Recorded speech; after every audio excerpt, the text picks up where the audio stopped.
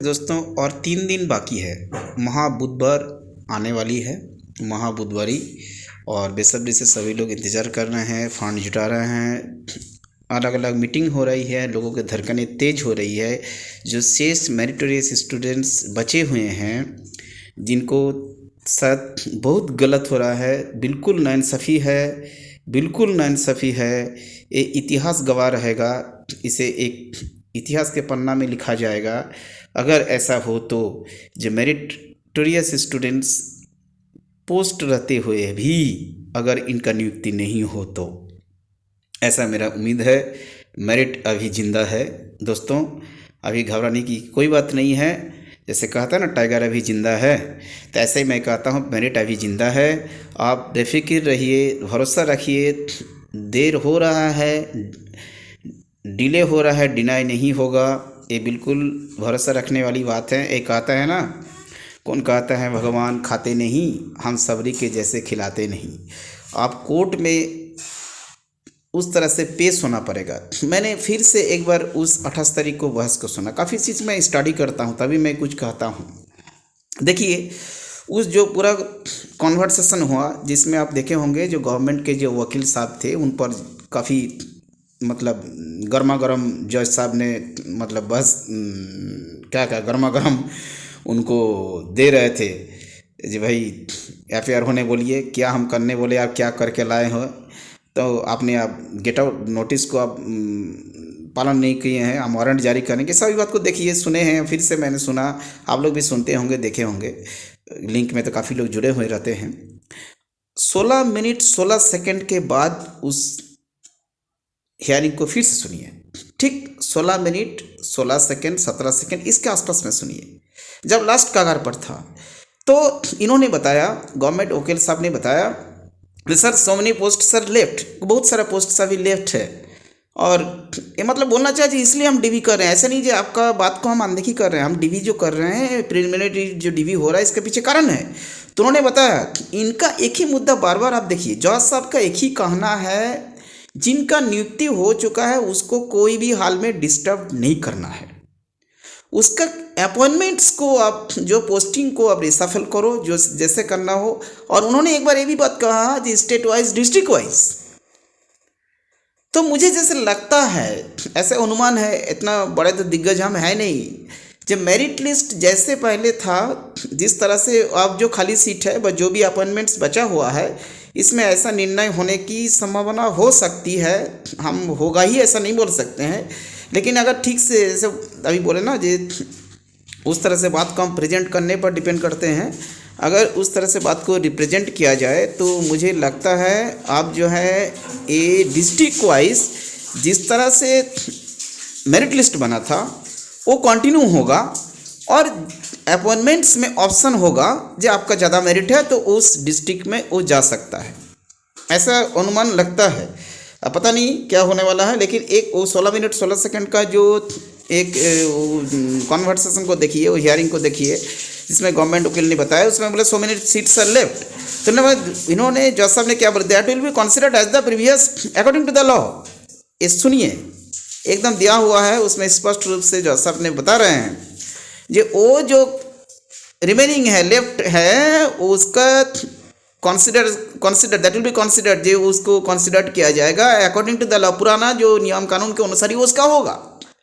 और इस कन्वर्सेशन एक पॉइंट हम मुझे ये भी सुनाई पड़ा, स्टेट वाइज डिस्ट्रिक्ट वाइज उन्होंने ये बताया कि इन लोगों को आपको रिसफलिंग करने, री मेरिट लिस्ट नहीं बनाने नहीं बोले हैं, इनका अपॉइंटमेंट्स को रिसफलिंग करने बोले हैं।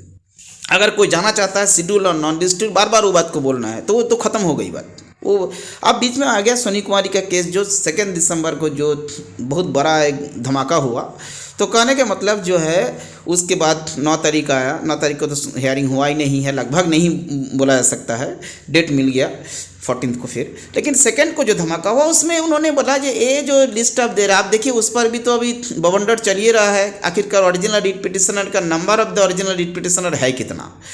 तो उन्होंने बताया कि इनको भी साथ में कंसिडर किया जाए, क्योंकि इन्होंने कोर्ट आए थे, इनको ये पीड़ित है, ये कोर्ट आए थे, ठीक है। लेकिन मेरा कहने का मतलब है, जो भी सीट्स है ये सरकार ने उस दिन 28 तारीख को 13,000 का डेटा रखा। कपिल सिब्बल साहब ने पूरा सीट का ब्यौरा दिए हैं, इतना ज्वाइनिंग हुआ है, इतना सीट्स खाली है, खाली सीट बोल चुके हैं। ऐसे ये सब जानिए, जो कोर्ट में कोई भी चीज़ जो बोला था ना, रिकॉर्डेड रहता है, रिकॉर्डेड रहता है। उन्होंने बताया है भाई इतना सीट्स मेरा हुआ, इसमें शेड्यूल में इतना हुआ, नॉन शेड्यूल में इतना ज्वाइनिंग हुआ है, तो बाकी तो खाली है, उन्होंने बताया है ना, कि नहीं बताया जी नहीं फुल स्टॉप हो गया, ऐसा तो नहीं है। हाँ, अब जैसे इसमें लफड़ा में, क्योंकि इसमें हाथ डालना, जैसे बोलना मधुमक्खी का छत्ता में कोई हाथ डालना नहीं चाहता है, तो जैसे हाथ डालना नहीं चाहता है जी नहीं, अब हम इसमें नहीं कुछ करेंगे भैया, आप जब कोर्ट से लिखा के लाओ, आप मेरिटोरियस स्टूडेंट्स हो, सही बात है, हमने आपका डीवी भी करवाया, तो वही लिखा के लाओ, ये कह रहा है।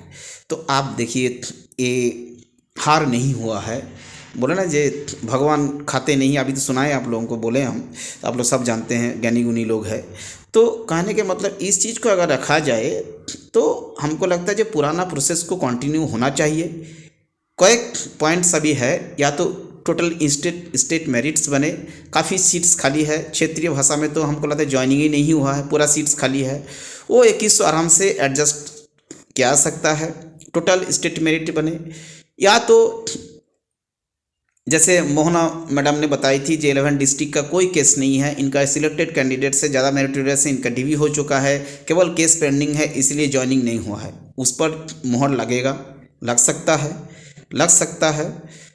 या तो जो बचे हुए सीट है, अब तो लास्ट किनारा वही है, जो बचे हुए सीट्स है उस पर स्टेट मेरिट बने, या तो जो पुराना प्रोसेस है अकॉर्डिंग टू द लॉ, जो भी पुराना प्रोसेस चल रहा था इतना दिन, क्योंकि देखिए अब दो चीज़ नहीं हो सकता है, उनको डिस्ट्रिक्ट मेरिट में लेकर ज्वाइनिंग होकर फिर रिसफलिंग हो रहा है अपॉइंटमेंट का, और मेरा होगा पूरा पीआरटी का सीट और बचे हुआ सीट को लेके हमको होगा स्टेट मेरिट।